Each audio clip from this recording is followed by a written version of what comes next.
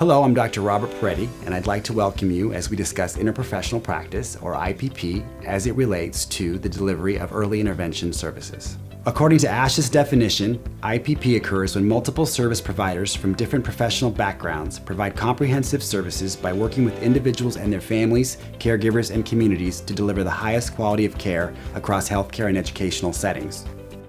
When a parent has a child who's a child with developmental disabilities or at risk for developmental delay, then we're going to look at a team of professionals, a team of experts that will be able to assess the child and then determine if the child would qualify for services with an early intervention program. Early intervention teams consist of your parent, your speech pathologist, your OT, PT, a pediatrician, a social worker, and a psychologist, and you may also have members from the Early Start program, case coordinators. But there usually is a leader from that team who is the main interaction person with the family. And then that main person does the interventions that are more than just speech and language. However, they're regularly in contact with the other service providers and updating those goals for the child on a regular basis. And if there's a concern that happens in the home, the caregivers need to feel confident discussing it with the speech language pathologist so that they know that the SLP is going to go back to the other providers and get the information and bring it back to the family. I absolutely appreciate early interventionists that touch the child first, because what I find in dealing with the entire team as a speech therapist, I might not be the first person to make contact with the child.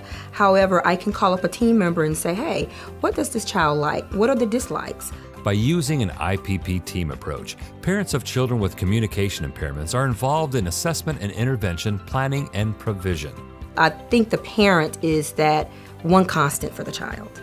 And the IPP team is everything added. The parent is part of the team. That's what makes early intervention so special, is because parents are equal partners with the professionals and have a very important role in the decision making of the team. The team is benefiting the parents and caregivers. What I like to say is we'll provide or we'll guide. So we're either going to provide services for the family to help them with the development of their child, and the child really learns the best within the context of their family. So we want to include the family in as many things as we're doing, because that's how children, the young children, are learning. And so this benefits the parents because now they see what they can do at home. Parents are essential in early intervention. Parents are the children's very first teacher and remain that, and as a component of early intervention, that's a value that we base our services on. And so parents can provide all kinds of information about their children. They can discuss their days, including the families in doing the intervention has been demonstrated to have great outcomes for the children.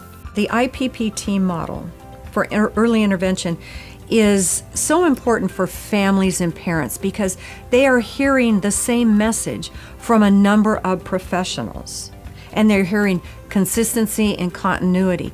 So when they see that we have an entire professional team working and talking and collaborating and meeting and making adjustments, it's like, whoa, it's going to be fine. And that gives, the biggest thing is hope. How different are the daily activities that exist for IPP in early intervention? When we talk about early intervention, not all the teams are going to look the same. And that's because not all early intervention needs are the same. It's kind of, I would say, on a continuum in regards to our practice and the population that we serve.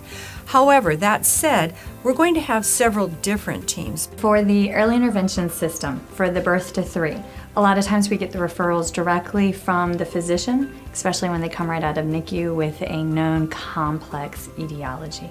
Now, the speech pathologist gets brought in and we do an eval. Well, that's the starting point. We are only as good as the information that's provided to us. So it behooves the speech pathologist to reach out and to research to figure out what's going on with the little one. For me personally, that means I pick up the phone after I complete my eval and write up my report and contact a special care or a special needs care coordinating nurse and say, these are the signs and symptoms that I see, and I think the child needs these referrals. And then we work together to tease out the specialist that that little one needs to follow up with. It's really very interesting having an interdisciplinary team because each person comes to the table with their own expertise, and we value one another's opinions and judgments and professionalism. And the parent is part of the team. That's what makes early intervention so special, is because parents are equal partners with the professionals and have a very important role in the decision-making of the team. So it's critical that I work collaboratively with the physicians and with the special needs care nurse in order to get that information.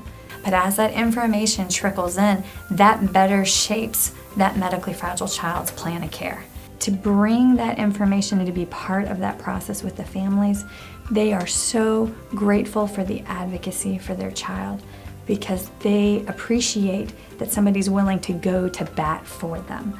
Health service professionals can aid families in navigating the process of acquiring and implementing services for their child. There usually is a leader from that team who is the main interaction person with the family. And then that main person does the interventions that are more than just speech and language, particularly if the SLP is the primary service provider. They are responsible for helping implement interventions maybe for motor or more educational based interventions. However, they're regularly in contact with the other service providers and updating those goals for the child on a regular basis. And if there's a concern that happens in the home, the caregivers need to feel confident discussing it with the speech language pathologist so that they know that the SLP is going to go back to the other providers and get the information and bring it back to the family. So it really has to be a comfortable and trusting relationship with whoever that primary service provider is in the home. Be the source of change, advocate, reach out, work collaboratively with your professional partners. Great things can happen.